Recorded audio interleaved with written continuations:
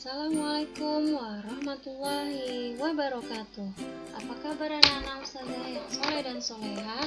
Semoga sehat nak ya, dan senantiasa dalam lindungan Allah Subhanahu wa Ta'ala.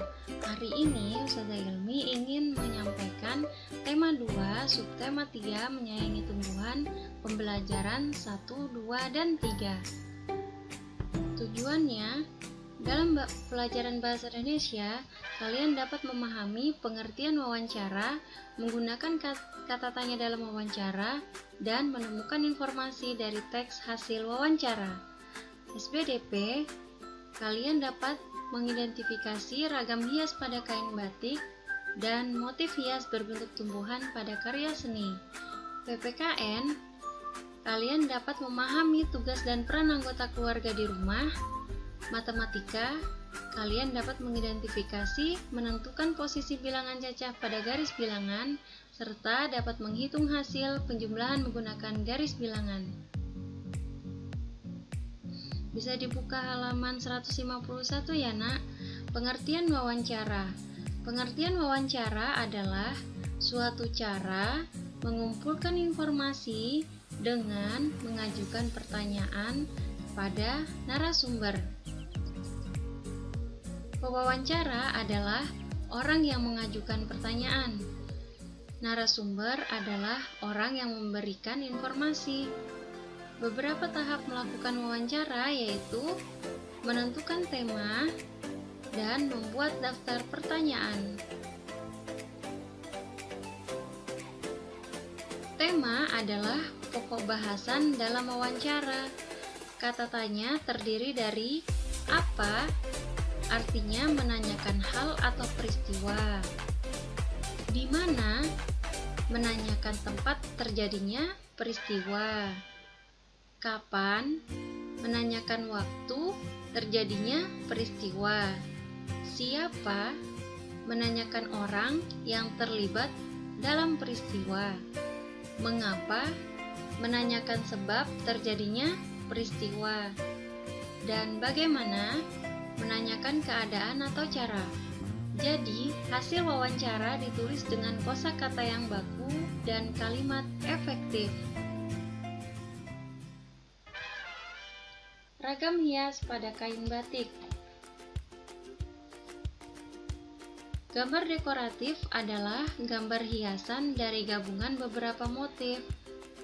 Motif hias pada kain batik berbentuk hewan, tumbuhan, manusia, dan alam.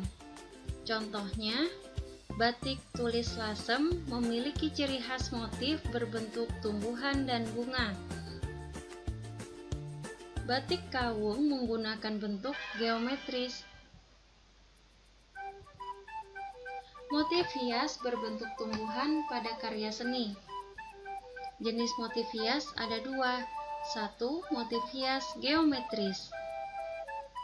Motif hias geometris adalah motif hias yang menggunakan unsur-unsur garis dan bidang yang disusun berulang-ulang hingga membentuk motif yang menarik. Motif tersebut biasanya terdapat pada karya seni batik kawung. Batik kawung berasal dari daerah Yogyakarta. Pada motif batik kawung terdapat unsur garis lengkung dan bentuknya beraturan. Motif hias non-geometris adalah motif hias yang memiliki bentuk manusia, hewan, atau tumbuhan. Motif hias bentuk tumbuhan biasanya disebut sulur-suluran. Contoh motif hias bentuk tumbuhan yaitu batik buketan dari Pekalongan. Batik tersebut memiliki motif tumbuhan. Motif tersebut bermakna keharmonisan dan keindahan hubungan manusia dengan alam di sekitarnya. Motif hias termasuk dalam gambar dekoratif. Gambar dekoratif dibuat dengan menggunakan unsur garis, bidang, dan warna. Bagian dari tumbuhan seperti daun dapat menjadi inspirasi pembuatan gambar dekoratif. Contohnya gambar dekoratif yang mengandung garis pada bidang di dalamnya yang memperindah tampilan, dapat ditambahkan warna-warna yang menarik.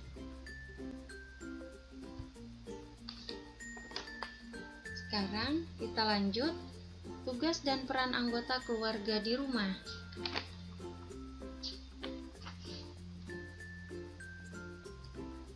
Anggota keluarga di rumah terdiri dari ayah, ibu, dan anak.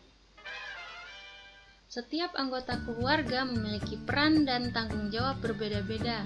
Semua peran dan tanggung jawab tersebut disesuaikan dengan kemampuan masing-masing.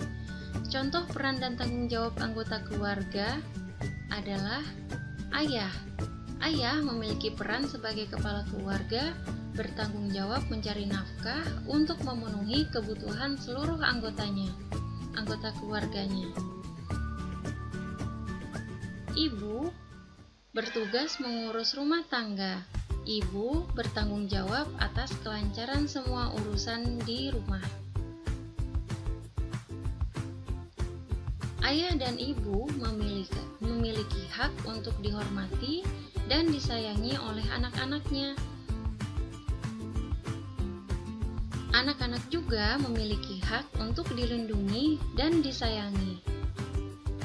Jadi, selain memiliki kewajiban, setiap anggota keluarga juga memiliki hak ya nak.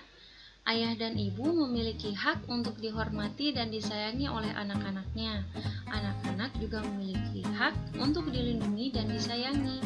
Selain itu, anak juga memiliki hak untuk dipenuhi kebutuhannya seperti makan dan kesehatan, pendidikan, dan keamanan. Hak dan kewajiban harus dilaksanakan dengan seimbang.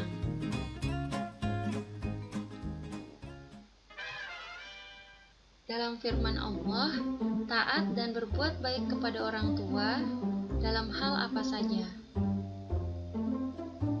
Di Quran Surah Al-Isra, artinya, dan Tuhanmu telah memerintahkan supaya kamu jangan menyembah selain Dia, dan hendaklah kamu berbuat baik pada ibu bapakmu dengan sebaik-baiknya. Jika salah seorang di antara keduanya atau kedua-duanya sampai berumur lanjut di dalam pemeliharaanmu, maka sekali-kali janganlah kamu mengatakan kepada keduanya perkataan dan janganlah kamu membentak mereka, dan ucapkanlah kepada mereka perkataan yang mulia. Quran Surah Al-Isra ayat 23.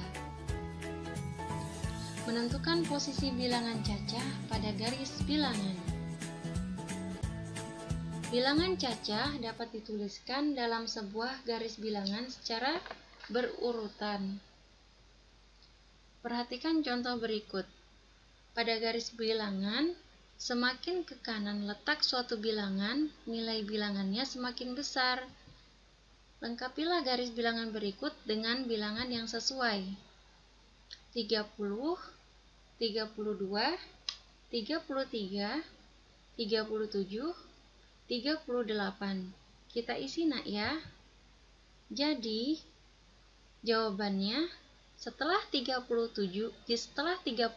adalah 31, 32, 33, 34, 35, 36, 37, 38, 39, dan 40.